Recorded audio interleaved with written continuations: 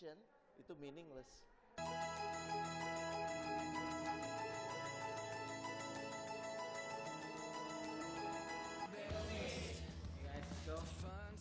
Di dunia ini cuma ada dua golongan orang, Ren. Dunia ini berputar karena orang keren. Pertanyaannya adalah Anda masih... Habis ini. Aduh, Yes. sebentar. Ini siapa sih tadi nih timnya yang masa kebalik naruhnya? Ini kan tulisannya ada di sini jelas-jelas ini yang benar. Bukan, Aduh. ini memang begitu Adriani, buku yang saya pegang sama seperti, loh sampai jatuh kan. Ini bukunya tuh sama, jadi kalau misalnya ini, Performance Without Passion is Ya, Meaningless, oke. ini tuh bagi para perusahaan-perusahaan. Jadi dari mata para perusahaan-perusahaan kalau mau baca. Tapi kalau misalnya dari ini tuh for individuals like us gitu. Oh. Passion without creation is nothing. Wow, kreatif Menarik, kan? banget. Betul sekali. Nah, saya juga penasaran, kita juga pasti udah penasaran kan, pengen ngobrol-ngobrol mengenai buku ini. Karena bahasan buku kelima dari Rene Suhardono ini adalah mengenai passion. Jadi bekerja pakai passion atau enggak, pasti efeknya tuh beda. Kalau pakai passion pasti perusahaan juga lebih oke jadinya, dan kitanya juga lebih puas dan lebih happy gitu. Nah, kalau misalnya udah dapet, ya congratulations to you. Tapi kalau misalnya belum dapet, gimana dong? Nah, tapi kita ajak dulu yuk semuanya untuk juga bisa berdiskusi langsung bersama dengan Rene Suhardono. Silakan hubungi kami di 29546188 bagi Anda yang berada di Jabodetabek dan juga 02129546189 bagi Anda yang berada di luar Jakarta. Dan kita akan berikan ada berapa nih? 1, 2, 3 buku bagi penelpon pertama ya. Yes, Oke, baik. indeed. Passion to Performance. Rene, selamat pagi. Selamat pagi Marisa, selamat pagi. Congratulations Rene. on your Thank new you so book. much, very thoughtful of you. Ini loh, jadi kamu bisa jelasin nggak apa ya, buku ini sebenarnya tentang apa yang mau dibahas? Kalau if you still remember, dulu ada Your Job is Not Your Career, itu buku pertama. pertama, Iya kan? Memulai percakapan tentang esensi karir, bahwa di dalamnya ada passion, ada mission, ada values, dan seterusnya. Lucunya banyak undangan untuk ngobrol ke perusahaan. Tapi terus ada embel-embel, Rene, bisa nggak tolong nanti jangan ngomong passion. Jadi ngomongnya bicara motivasi aja. Oh, kenapa? Makanya karena mereka khawatir kalau nanti anak buahnya tahu passion pada keluar semua. Oh gitu? Nah, terus saya juga mikir ya, Apa apa bener ya? hubungannya? Nah, ternyata itu jadi concern di beberapa organisasi. Dari rasa penasaran, terus saya bilang, ini kayak harus dijawab nih. Jadinya kami nggak mau jawab dari opini juga, tapi dari riset. Akhirnya kami selama hampir 2 tahun, itu meneliti di 11 industri, 28 perusahaan. Kami membandingkan 2 orang yang punya pendidikan sama, bos sama, kerjaan sama, gaji sama, jumlah anak buah sama, tanggung jawab sama, semua sama. Tapi yang satu keren banget sih, yang satu kenapa lo kacurut banget gitu. Nah, saya menduga kalau yang lainnya semuanya sama, kan dinihilkan ya faktor-faktor lainnya, bisa jadi jawabannya passion. Di buku ini sebenarnya membahas tentang riset itu. So bedanya dengan buku-buku saya sebelumnya, kalau yang sebelumnya itu lebih banyak bicara soal opini Rene dari hasil observasi Rene, kalau ini dari sebuah riset. Ya tadi yang menarik adalah perusahaan itu khawatir kalau misalnya karyawannya itu punya passion, malah mengkhawatirkan apa nggak connect gitu loh. Jadi memang paradigmanya masih seperti itu, bahwa beberapa organisasi, saya nggak mengatakan semua, banyak organisasi keren di Indonesia sudah melihat manusia nggak cuma sekedar aset, nggak cuma melihat manusia bukan sekedar resources, tapi sources of inspiration, sources of innovation. Nah, untuk bisa mendapatkan yang terbaik dari orang, saya berargumen ya mesti ada keselarasan antara si individu ini dengan organisasinya. Makanya jadi paling kritikal, yang paling penting sebenarnya PR buat organisasi bukan memotivasi orang, terus tinggal panggil motivator, bukan. Tapi yang paling penting adalah rekrutmennya. Are you recruiting the right kind of person? Karena apabila kita merekrut orang yang salah, garbage in, garbage stay. Dan akhirnya it stink. Nah, nanti caranya gimana kita akan jawab, tapi ada penelpon ya Adrian ya? Betul sekali. Halo, selamat pagi. Iya, halo, selamat pagi. Dengan Mbak siapa di mana? Dengan Alfa di Banyuwangi. Mbak Alfa di Banyuwangi, silakan langsung pertanyaannya ke Rene Suhardono. Iya, ya jadi gini, saya punya adik ya, saya sebenarnya ingin tahu sebenarnya yang namanya passion itu seperti apa. Saya punya adik, dia awalnya itu kan dia suka sama fotografi. Sekarang dia suka bikin video-video.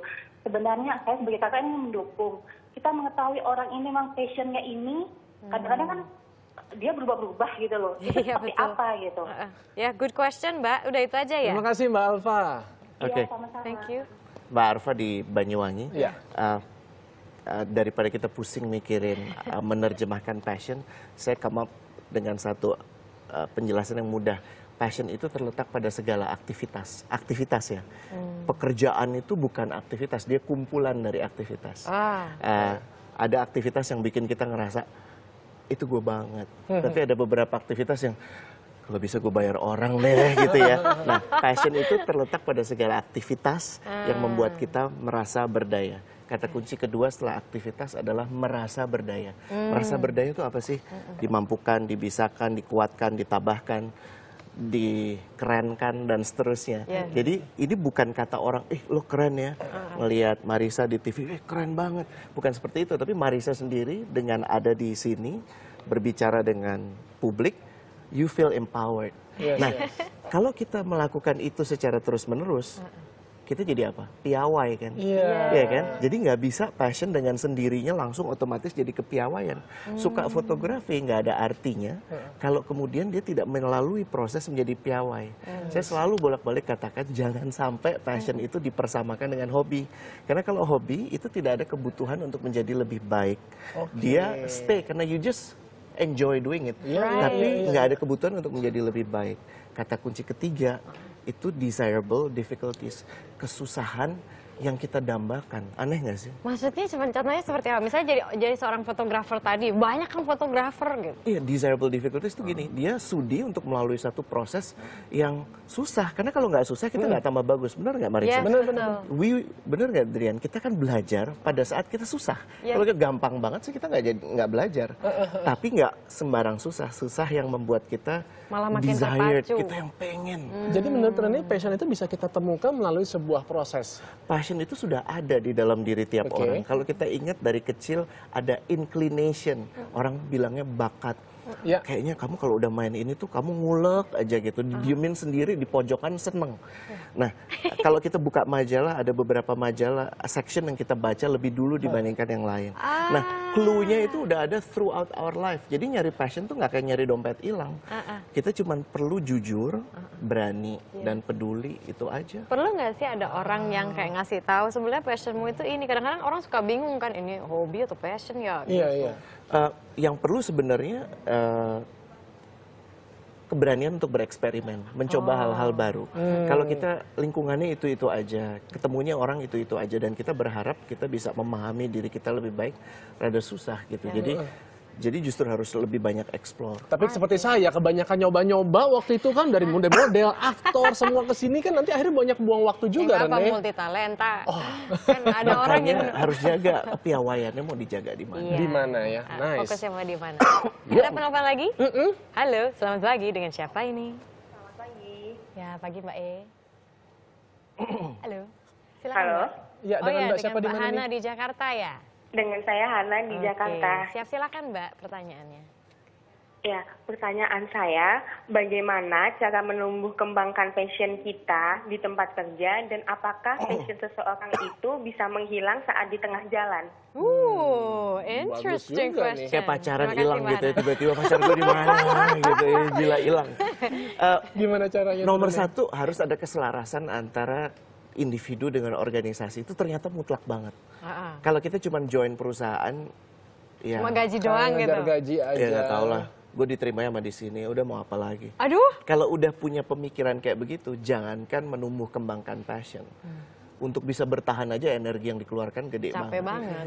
Jadi gini, saya cuma mengatakan kita tuh ada di era bisa jadi sangat berdaya. You just tweet, colek Marisa Anita yang followernya bejibun itu. Dia kan bilang, gue tuh demen banget Marisa, ini riset ini.